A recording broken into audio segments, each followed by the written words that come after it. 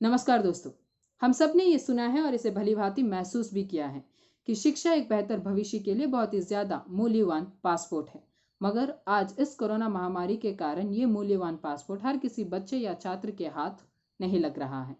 Corona की इस महामारी ने शिक्षा व्यवस्था की पूरी परिभाषा को ही बदल कर रख दिया है।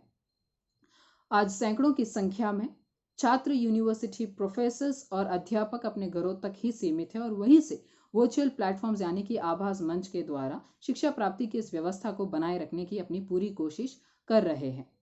हाल ही में अप्रैल 21 तारीख को यूनेस्को ने एक रिपोर्ट प्रचारित की थी। उन्होंने अपनी इस रिपोर्ट में ये बताया है कि इस महामारी में 138 देशों में से 1.37 बिलियन छात्र एवं 60.2 मिलियन अध्यापक और यूनिवर्सिटी प्रोफेसर जो है क्लासरूमों से दूर है।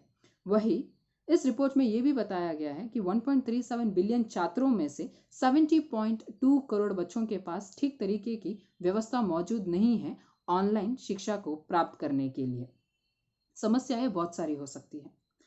मोबाइल नेटवर्क इश्यूज हो सकते हैं, लैपटॉप्स मौजूद ना होना हो सकता है, या तकनीकी ज्ञान ना होना भी हो सकता है।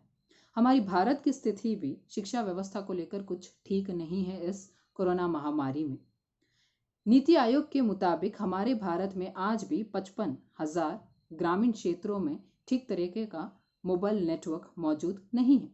वही इस रिपोर्ट में यह भी बताया गया है कि ग्रामीण क्षेत्रों के 28% छात्रों के पास ही थोड़ा बहुत मोबाइल नेटवर्क मौजूद तो है, मगर समस्याएं बहुत ही ज्यादा अलग है शहरी छात्रों के मुताबिक। अब बहुत बड़ा सवाल यह है कि क्या शिक्षा केवल शहरी इलाकों के बच्चों के लिए ही है, ग्रामीण क्षेत्रों के बच्चों के लिए नहीं? क्योंकि आज भी इस कोरोना महामारी में शहरी इलाकों के बच्चे जो है ऑनलाइन के द्वारा शिक्षा प्राप्ति कर तो रहे हैं, मगर ग्रामीण क्षेत्रों में जो बच्चे हैं वो आज भी अपने माँ बाप का हाथ बटाते हुए दिखाई दे रहे हैं। शिक्षा से बहुत ही ज्यादा दूर है वो। तो चलिए सुनते हैं कुछ लोगों से उनकी राय। क्या है ऑनलाइन शिक्षा की वो समस्या है? क्या भारत ऑनलाइन शिक्षा के लिए तैयार है भविष्य में भी? मेरा नाम चेतन है। मैं बेंगलोर से बोल रहा हूँ। मैं 10वीं कक्षा का छात्र हूँ। कोरोना के समय बहुत सारी परेशानियाँ आई। उसमें से एक परेशानी थी ऑनलाइन क्लासेस। ऑनलाइन क्लासेस के दौरान जब हम कंप्यूटर के साथ ज़्यादा देर बैठे रहते थे तो हमें बहुत सारी परेशानियाँ हुआ करती थी, जैसे आँखों में चुभन महसूस करना, सिर दर्द, तनाव बढ़ना, घुटन, कम दिलचस्पी और नींद से जुड़ी अनेक समस्याएं भी थी। उससे बड़ी समस्या थी जब हम ऑनलाइन क्लासेस देखते थे तो नेटवर्क इशू। जब नेटवर्क स्लो होता था तो हम मैम से डिस्कनेक्ट हो जाते थे और मैम से डिस्कनेक्ट होने के कारण हमें कुछ ऑडियो विजिबल नहीं हो पाता था, तो स्क्रीन ब्लैक हो जाती थी। वो सबसे बड़ी प्रॉब्लम थी। और एक एक घर में अगर एक ही स्मार्टफ़ोन हो और 2 बच्चे हो तो वो कैसे पढ़ पाएँगे? क्योंकि वो जो ऑनलाइन क्लासेस है वो गूगल अकाउंट माँगते थे। तो गूगल अकाउंट के कारण हमारे पास 2 डिवाइस होना ज़रूरी है। तो उससे भी कई परिवारों की आर्थिक व्यवस्था भी बिगड़ गई। जैसे कि मैं चाहता हूँ कि हम जो स्कूल में पढ़ाई कर सकते हैं वो ऑनलाइन क्लासेस में नहीं हो सकती है। As you can see that due to the lockdown, many education institutes and colleges and universities are going online. But the question is India ready to take up this entire process going online, especially the rural India?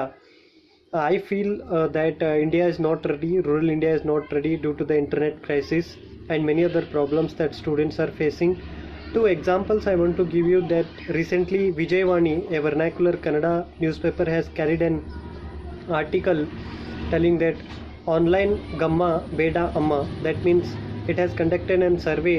Many of the students said that no, we can't take up online classes, and Times of India has carried a news wherein a student was climbing a tree for attending the classes. So I feel personally that rural India especially is not ready to take up online classes, because education in India especially is defined by discipline and other and holistic development of a student, so online classes can't give it. मेरी बच्ची 5th standard में पढ़ती है, उसको online classes नहीं होती है। कैसे होता है कि एक वीडियो मैम भेजती है, उसमें एक लेसन की तरह होता है, फिर एक क्वेश्चन बैंक जैसा एक मैसेज भेजती है, फिर उसके बाद हम लिख के बच्चों को दे देते हैं, फिर मैम एक आधे घंटे के बाद उसका आंसर भी भेजती है।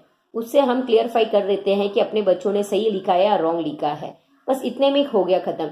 ये जूम मीटिंग ऐसे ऐसे हमारे को ऑनलाइन क्लासेस होता है तो बच्चों को कितना इफेक्ट पड़ता है, बच्चों को, आंखों को, माइंड को, सबको इफेक्ट पड़ता है। सो हम पेरेंट्स लोग सोचते हैं कि ऑनलाइन क्लासेस नहीं होने चाहिए। हम एक नॉर्मल हाउसवाइफ है, हम बच्चों के पीछे रहे ऑनलाइन क्लासेस में या अपने घर का काम करें।